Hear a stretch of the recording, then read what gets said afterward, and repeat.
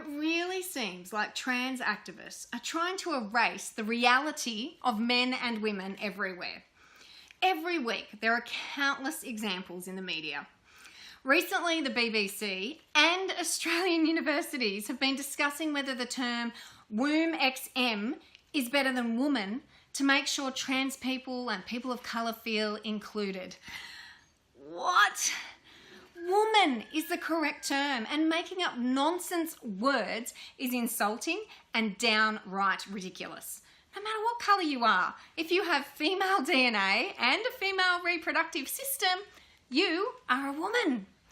Biological men dressing up, popping pills or having body mutilating surgery doesn't make them women, or vice versa.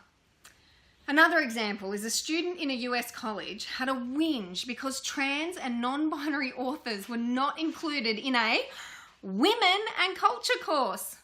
Oh, I want to say you cannot be serious, but these activists are dead serious. It is a women and culture course, not men pretending to be women and culture course. Last week, a transgender male to female won a World Women's Cycling Championship. But he's not a woman. He's a biological man who identifies as a woman. Now, as an adult, he has every right and ability to put on a dress or makeup or call himself whatever he likes, including she. But it doesn't make that person a woman, and no way should biological men ever be permitted to compete against women in sport.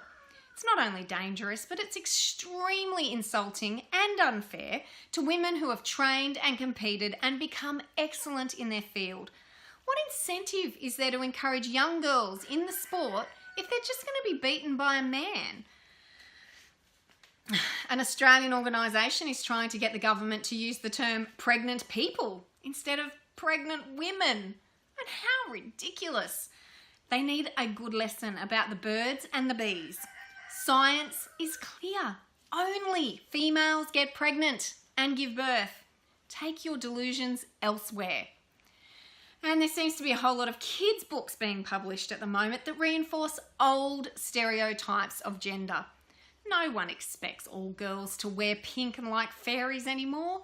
No one thinks a girl who likes playing with trucks or getting dirty is a boy, except for the radical gender activists. No one says a boy can't have long hair or enjoy dolls, except for the radical gender activists. They seem to be stuck in the 1950s with their rigid stereotypes. They produce books and they create organisations that insist if a girl likes traditional boy things, she must be a boy. How regressive and stupid is that? Trans activists want to erase what men and women throughout the ages have worked so hard for.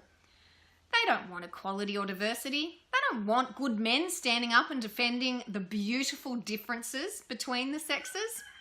Trans activism is an insult to men and women everywhere. They're attempting to demand we change our language and laws to accommodate the dysphoria of very, very, very, very few. Yes, we can allow adults to dress up and act however they please, but the entire society doesn't need to accommodate them by changing laws and language. Trans activists, along with their appeasers and apologists, want to erase what it means to be a woman and what it means to be a man.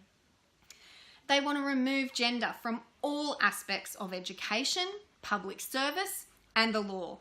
This will have terrible consequences for everyone. They're imposing this nonsense on our kids, and I can tell you now, it won't end well. Please don't be apathetic about this. This isn't about a few misguided individuals. This is a strategic attempt to deconstruct the family and society, even where useful idiots are involved. This won't go away if you ignore it. Be loud and proud of common sense, science, and the natural diversity of biological men and women, because it's worth celebrating.